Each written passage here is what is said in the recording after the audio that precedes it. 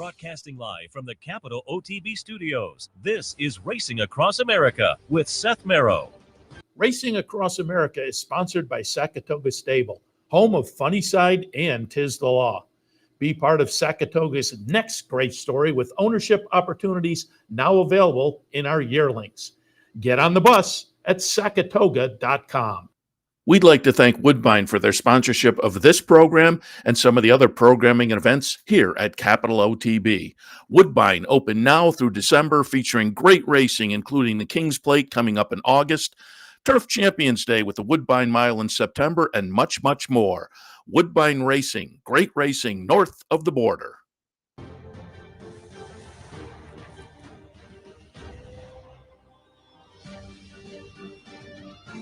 Good morning and welcome to Racing Across America on this Breeders' Cup Saturday after a really nice Breeders' Cup Friday. Hopefully everybody chunked in and made some money. There were some opportunities certainly yesterday. We'll try to give you some thoughts on today to make some money as well.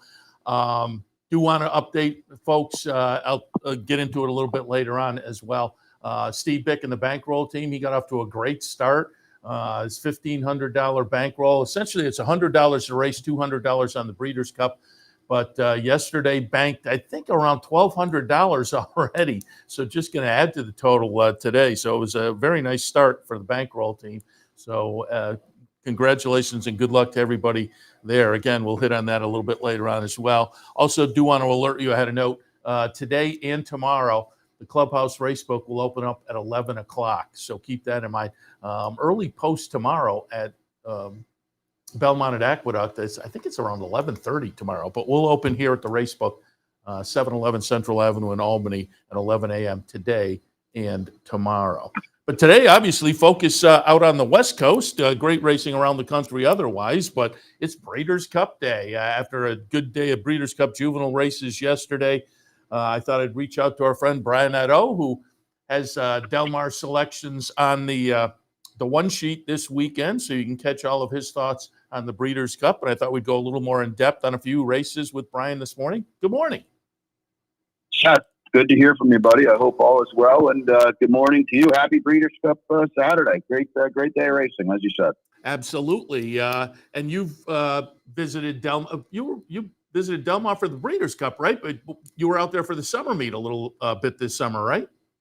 Yeah, I was at the Breeders' Cup, I think it was at 2017 and 2020, and then I'd never been in the summer, and people raved about it. And yes, they are all correct. I had a tremendous time out there. I was out there, I guess it would have been like Pacific Classic preview weekend. I actually saw Brant make his debut.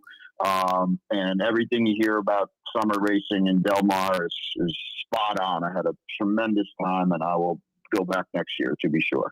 Yeah, I'd love to get out there. Obviously, there's the overlap in the summertime, but with the fall meet, there is the possibility. I got to get out there at some point. I've made my first visit to Santa Anita about 3 or 4 weeks ago now, visiting some family out in L.A., but went out one afternoon. And, yeah, it was that venue lives up to all the expectations as well. But I got to make it out to Del Mar. Let's just recap a little bit yesterday. What were your thoughts yesterday? I think to me the story was, there were good performances. Cy-Fair, it was fun to see George Weaver get it done. Cy-Fair looked very good. But the notable one for me on the day, and again, there were good performances, but Ted Naufy, I think, sewed up an Eclipse Award yesterday with his performance. On the the girls' side, I'm not quite as sure with the winner there, Super Corridora, coming off a maiden victory.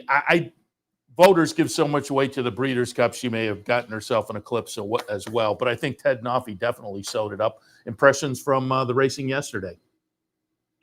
Yeah, Ted Naufy was he tried to snatch defeat from the jaws of victory, but it looked like he was almost pulling himself up there. But yeah. Very, very talented 2-year-old, to be sure.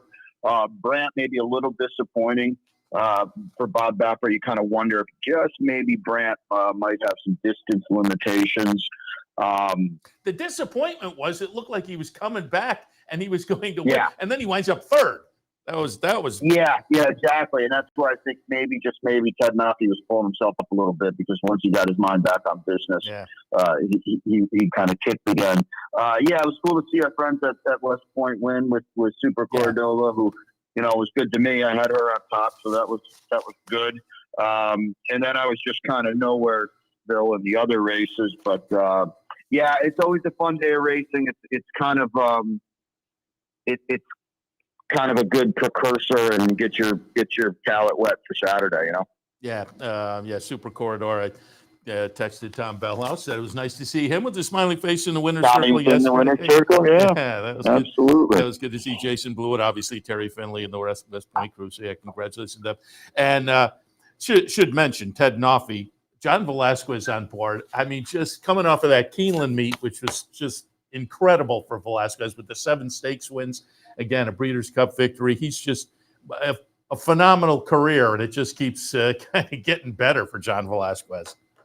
Yeah, he certainly kind of found the fountain of youth again, and he's on so many live horses. So yeah, kudos to him for sure.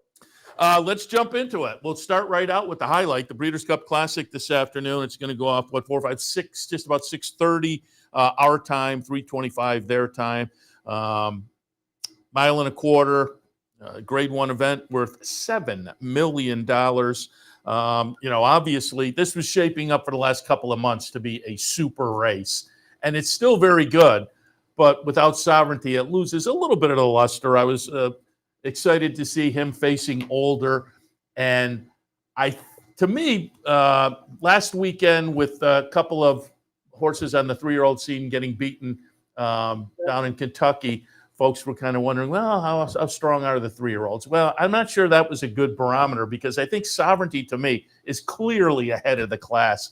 Journalism's up there. Baeza is up there, but I think he's separated from those two, and those two are separated from the rest. So I'm disappointed Sovereignty isn't in. I had him on top, but I think it's still a very good race, and we're going to watch a replay here of the Pacific Classic. Fierceness, the Mike Rapoli Pletcher runner, is going to get it done in the Breeders' Cup, or in the Pacific Classic back in August at the 1.25 mile trip on the Del Mar surface. So that gives him a little something to hang your hat on. I scratch into Sierra Leone. I think journalism is still very interesting. Mind Frame is very intriguing to me. I have Fierceness obviously in my mix, but how did you see the Classic? Yeah, it's a bummer that Sovereignty scratched out. I always had Fierceness on top, so the price is obviously going to get hurt. I feel at the end of the day, Fierceness's best race is better than anybody else's, Sovereignty included.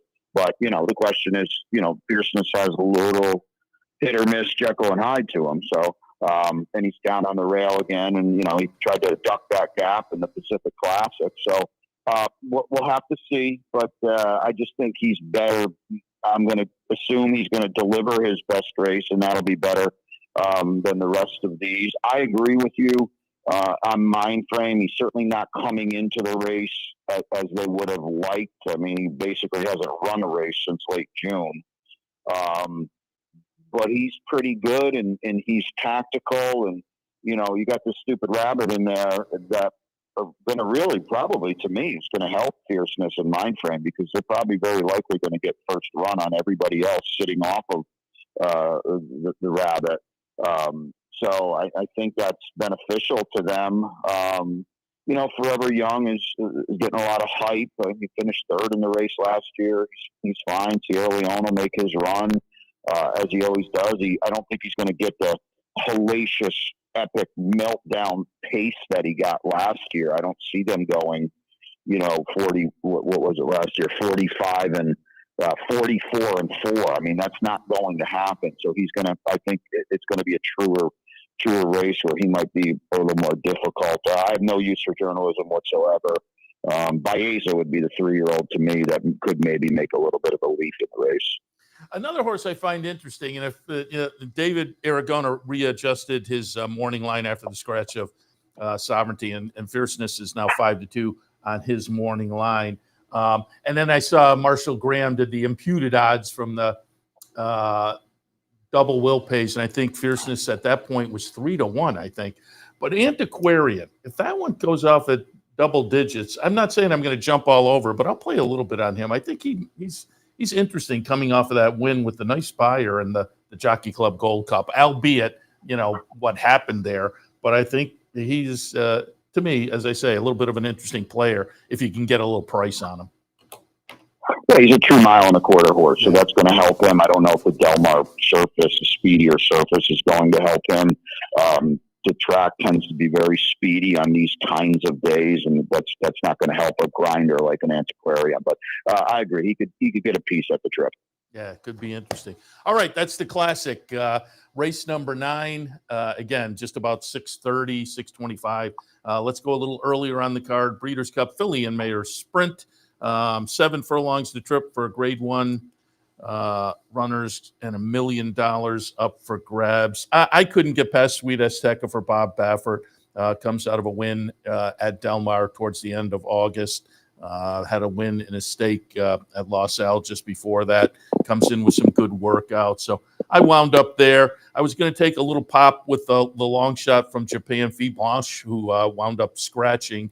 So I move up Richie, also from Bob Baffert. I have Hope Road in my mix, Splendora. Vava, I've liked throughout the career. I couldn't quite pull the trigger there. Praying is interesting. Tamara. It's a fun field. What did you see in the Filly and Mare Sprint? Yeah, I agree with you. I'm actually, Sweet Azteca is one of my bigger plays against. If she wins, I won't win.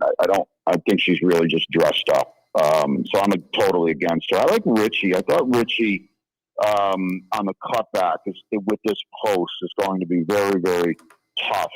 I didn't really like her Clement Hurst, but you go back and watch this Zenyatta, and she gave Cavalieri, stablemate for Baffert, just all she wanted, and she really, really dug in. Now she's on the cutback with a good post and an aggressive rider in Louis Saya, so keep her in the race early. So I like Richie in this spot. I like the other Baffert, Hope Road, of course, who won the Ballerina. Tamara is dangerous with the way her comeback was. It was really, really good. I know there wasn't much in there, but it was really good off just a long, long layoff. And for the first time in basically 2 years, she's now able to put back-to-back races together. So Tamara's going to be a big, big player in that spot too. Yeah, and again, Vava in here for the West Point folks are included in that. Cherie DeVoe. I'm not sure on the numbers. She's fast enough. As I say, I've liked her throughout the career. Same idea with Zeitlos, who I've liked throughout the career. Not sure. The one that maybe a little bit of a price, again, 8-1 on the morning line. The Baffert runner Splendora is interesting to me, again, if I'm shopping for a price. Yeah, Splendora's cutting back too. He's got these horses that are cutting back with a lot of foundation. I think she might be a little second tier, but she is interesting. All right, let's move on to the Breeders' Cup Sprint. And again, you have Del Mar selections on the Capital OTB 1 sheet. And looking at your play of the day, I'm thrilled with your play of the day. We're going to take a look at Imagination winning the Santa Anita Sprint Championship back at the end of September. I landed on Imagination. Juan Hernandez on board. I said it a couple of days ago. I think on the East Coast, we might not be as familiar with the West Coast jockeys as we were back when I first got into the game, and it was like the stellar jockey colony. And Hernandez doesn't really come east to run a lot of stakes horses, it seems like, but won the Santa Anita meet title the other day, and I think that was the 9th time. So Hernandez back on board. He was on board the win we just saw right there coming under the wire in September. Comes in with a really good bullet workout. So I like Imagination at a little bit of a price. I'm also going to obviously use Ben Tornado, who I think a lot of people are going to be leaning on in here. Copian is interesting on the outside. Straight No Chaser, the champion, the defending champion in this race from last year. What are your thoughts on the sprint? Yeah, I would fall over Straight No Chaser won this race this year. His comeback was terrible in the race that Imagination won. And did you say you showed it while you were talking? Yeah. It was just absolutely breathtaking the way Imagination ran. He probably ran 7 furlongs in that race. The way he was just hung out the entire way, wider, widest, and then he just absolutely won in third gear, geared down. So I think he's loaded in this spot. I expect him to move forward off that race too, because it was off a layoff. It was on a cutback. He's just going to be tougher, tighter, I think, today. Obviously, Ben Tornado is going to be clearly the horse to beat, and he's cool that we got to see him grow up down here at Gulfstream Park. He's one of our own, and we love Jose D'Angelo. So it'd be a great story. He was second in the race last year, and his comeback at Churchill Downs is just out of this world. So they're going to have to run to beat him, but yeah, my day's going to really hinge on imagination today. Yeah, I like imagination too, and I think a lot of people. I said when we did the seminar the other night, I did not see a whole lot of singles in here. I think a lot of people will single Bentornato. Yes, I agree with that. Yeah. Coming up a little bit later on, the Breeders' Cup Dirt Mile Grade 1 event, $1 million up for grabs, as the name suggests. They'll go a mile. I'm taking a real swing here, and I realize it, but I've liked this horse from the early portion of the career. I'm going to go with Chancellor McPatrick. I think there's going to be a little bit of pace to shoot at. That's what he likes. I am definitely taking a swing. Jose Ortiz on board for Chad Brown, but I have him on top. Nisos is obviously the horse that will take some action from Bob Baffert. Comes in working well, goal-oriented, I think, is interesting also from Baffert. Full Serrano with plenty of early speed for John Sadler. White Abario is in here. Again, another very intriguing field. Your thoughts in the Dirt Mile?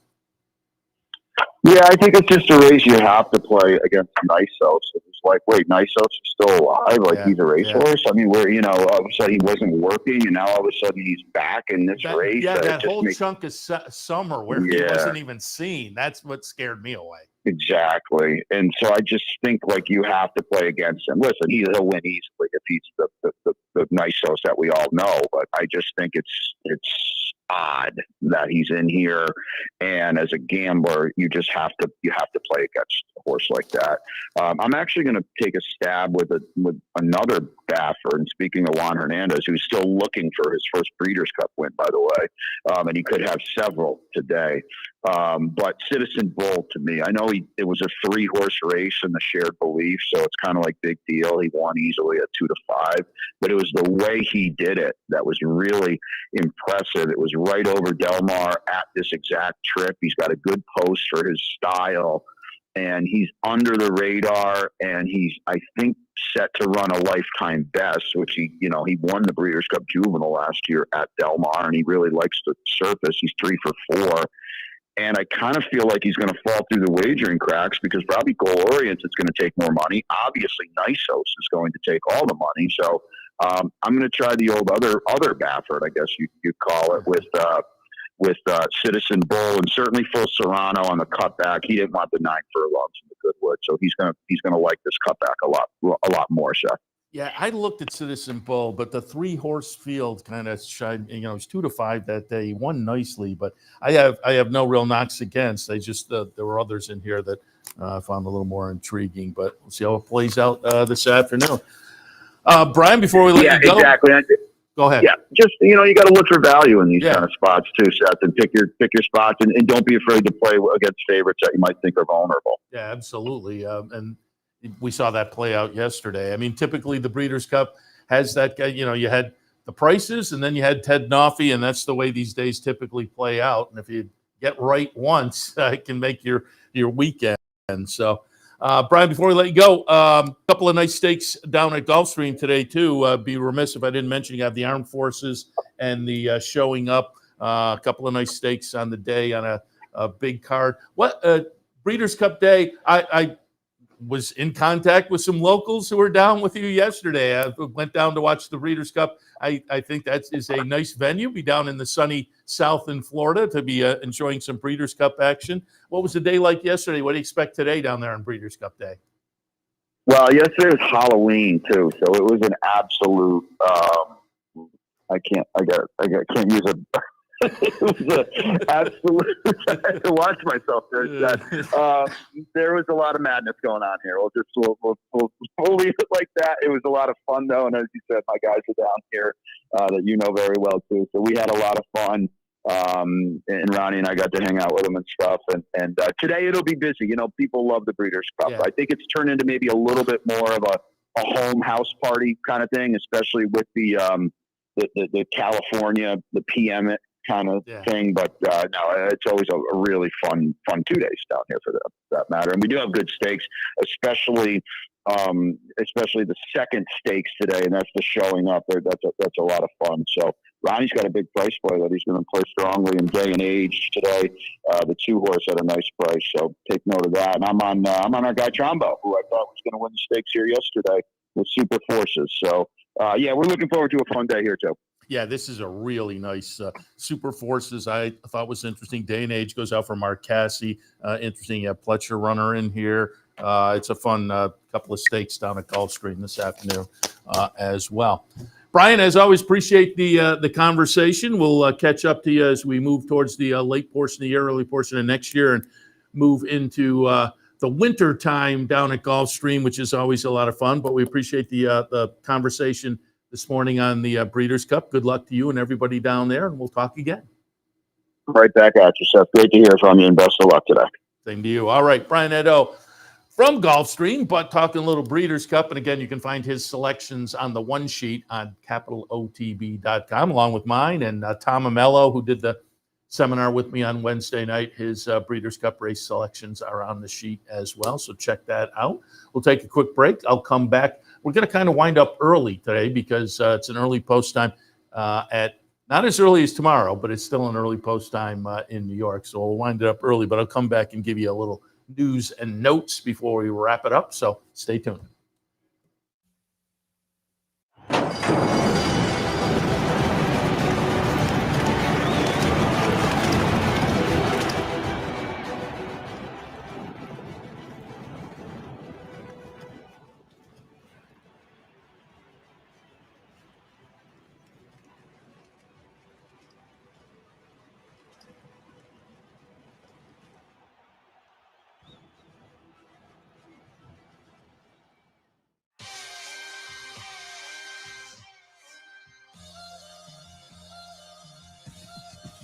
You know the time is now. What you waiting for? The time is now. Hear us knocking at the door. The time is now. Do you want to give them more? Well, the time is now. You've seen the best now. You want the best, but the time is now.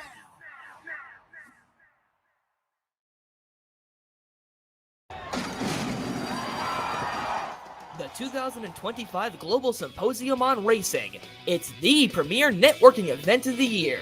Connect with the who's who of racing. Collaborate face-to-face with key decision makers. Be a part of the international conversation. Discover the latest technology and innovation. Join us December 8th through 10th. Register at racingsymposium.com.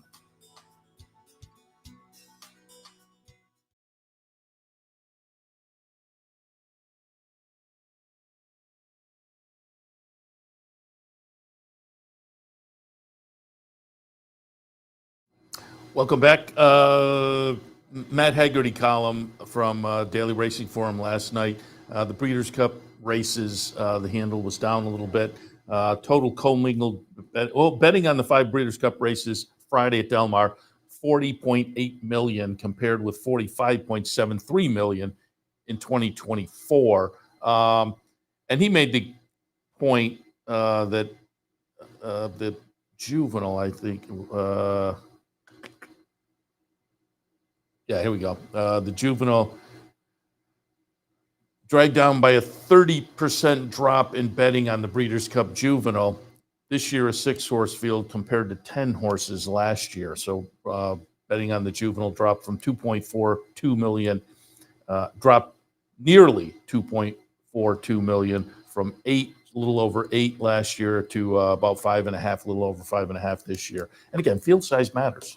You go down to a 6-horse field from a 10-horse field, that is going to make a difference. And so that was a little jolt in the article. Also, interestingly, compares Halloween race and with the races being on the West Coast, and so a few of the last races going into the evening, you would have to think that maybe affected things as well, as people were either out on the street with their kids or maybe answering the door and handing out candy. So, but if you pull up the Matt Haggerty article, he compares it to other Halloween. So it's the third time the Breeders' Cup ran its Friday card on Halloween. So he compares it with some of that. Do note, if you pop down here to the Clubhouse Racebook this afternoon, not only do you enjoy Breeders' Cup action with a nice crowd, I always say, big day like this, it's fun to get it in with a big crowd, buzz, and it makes it a lot more enjoyable, I think, to have that kind of interaction. We will have a big crowd down here. The reservations were almost all full a few days ago, and so it'll be a jam-packed day here at the Clubhouse Racebook. But come on down, grab a little lunch at Black Bear or a little dinner, as racing will go out later on. But again, enjoy it here. Or go to your local parlor or your local Easy Bet. And a lot of the Easy Bets also have food and drink, so you can catch a little something to eat there as well. But if you do come down to the Clubhouse Racebook today, 711 Central Avenue in Albany, King of the Hill contest. So you can have a little extra fun, make a little money on the Breeders' Cup, and make maybe a little extra money on the King of the Hill contest. That's this afternoon right here at the Clubhouse Racebook. And again, the Racebook will open today and tomorrow at 11 a.m. Post time in New York today is 12:05. Post time tomorrow in New York, though, is 11:35. So hence the early open tomorrow if you want to swing by. The Racebook, 11 a.m. Opening today and tomorrow. I said I'd update you on the Bick bankroll. He got off to a great start yesterday. I texted him. The first, and again, $1,500 Breeders' Cup bankroll. He knocked it out of the park last year and got off to a great start this year as well. It's $100 on each Breeders' Cup race and a couple $100 on the Classic. So he had it spread out. You can go to the website and see what the actual plays were, capitalotb.com, click on the promotions link, and then look for the bankroll graphic and click on that. The plays from yesterday are posted, so you can check that out. The plays from today, when he sends them in, will be posted on the website as well if you'd like to follow along. But he kicked it off. The first Breeders' Cup race yesterday was the Juvenile Turf Sprint. He had $10 on the Exacta. It paid $63 for $1, so $630 back there. The next race, the Breeders' Cup Juvenile Fillies, you heard Brian say he likes Super Corregidor. So did Mr. Bick. $40 to win on Super Corregidor for our friends at West Point and Company. John Sadler training, Hector Barrios on board at $19.60.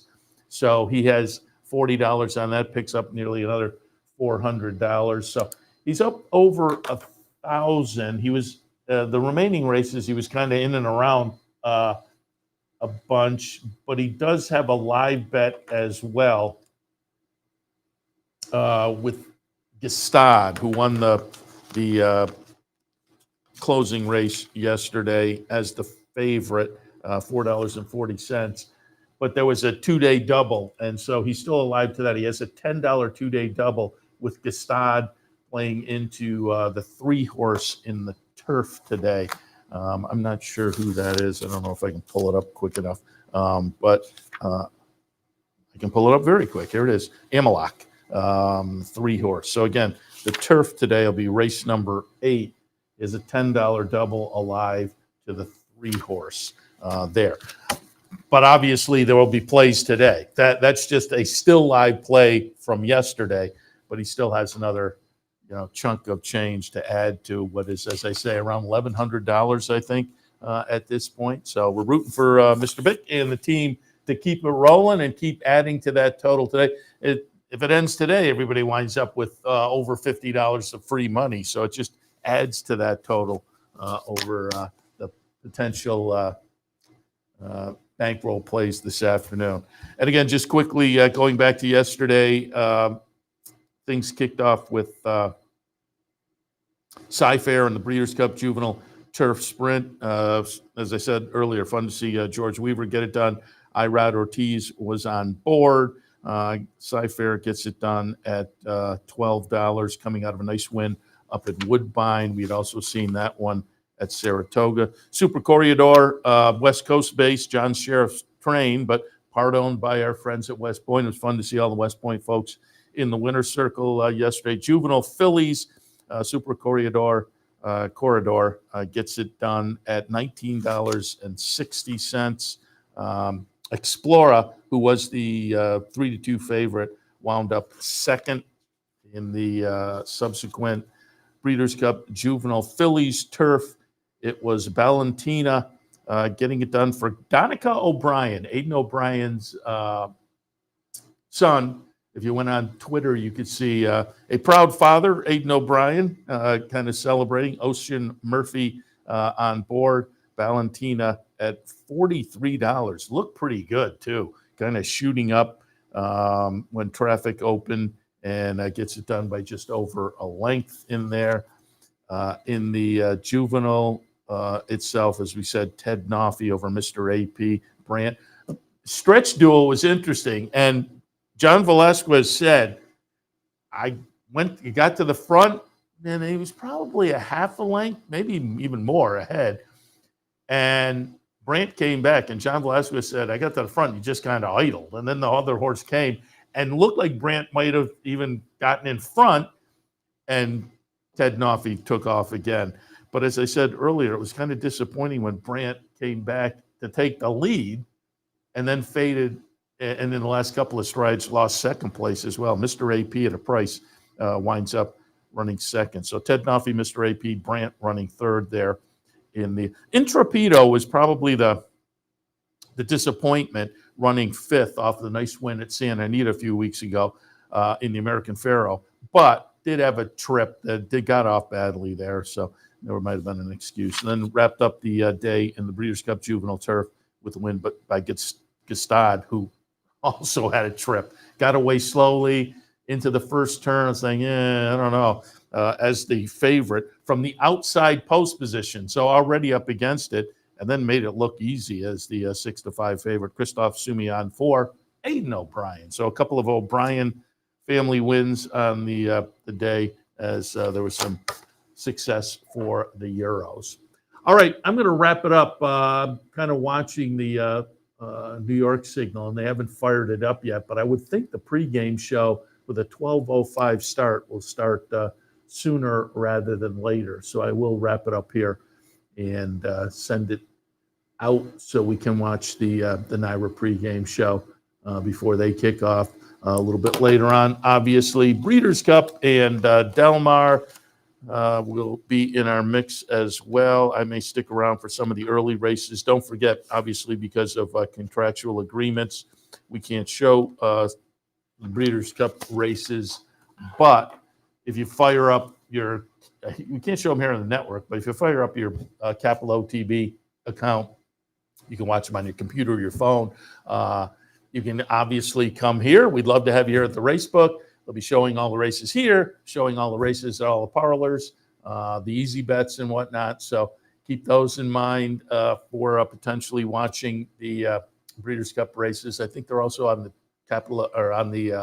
Breeders' Cup YouTube channel throughout the afternoon. So plenty of opportunities, but you can certainly wager via your Capital OTB bet account, and that will be the game plan today with a 10:05 post time their time. So that's 11:12, 1:05 our time, kicking off Del Mar's opener. And then I think the Breeders' Cup kicks off, in race number 4. So that'll be 3 o'clock our time. We'll kick off the Breeders' Cup action today. Looking forward to it. Highlight of the year. We talk about it all year as horses kind of rise and fall, and we anticipate the fields, and I think it's shaped up to be a pretty solid Saturday of action. It was fun, as I say, yesterday, with a potential, at least one potential championship being sewn up with Ted Noffey. Interesting to see what happens on the Philly side of things, because again, that Breeders' Cup has such importance. That potentially was sewn up as well as Super Corridora. But we'll see what happens this afternoon. Definitely some Eclipse awards will be sewn up this afternoon, no question about it. All right, I'm going to step out. Seth Merrow on a Saturday morning. We'll come back in, about an hour and a half or so to kick things off for a Saturday afternoon. We'll take you at least through part of the afternoon here with the various venues in action. Del Mar is going to be the highlight, but there's plenty of action. As I said earlier, 2 nice stakes down at Gulfstream today. Nice racing in New York. As far as we've heard so far, hopefully they're back in action after a couple of days on the sidelines. 2 days ago, rain and high winds. And if you saw news out of New York City, I guess the rain was significant. There was flooded streets in the city back on Thursday. Yesterday, I think it was just more the wind situation, but hopefully things have cleared up today. And having not heard anything, I would think that is the case. Otherwise, the regular rotation of the tracks in the mix this afternoon, and looking forward to coming back then and handicapping. So we'll wrap it up for this morning and invite you again, an hour and a half or so. We'll be back OTB Live for a Saturday afternoon. See you then. Racing Across America is sponsored by Sakatoga Stable, home of Funnyside and 'Tis the Law. Be part of Sakatoga's next great story with ownership opportunities now available in our yearlings. Get on the bus at sakatoga.com. We'd like to thank Woodbine for their sponsorship of this program and some of the other programming and events here at Capital OTB. Woodbine open now through December, featuring great racing, including the King's Plate coming up in August, Turf Champions Day with the Woodbine Mile in September, and much, much more. Woodbine Racing, great racing north of the border. You're watching OTB TV, a service of Capital Off-Track Betting.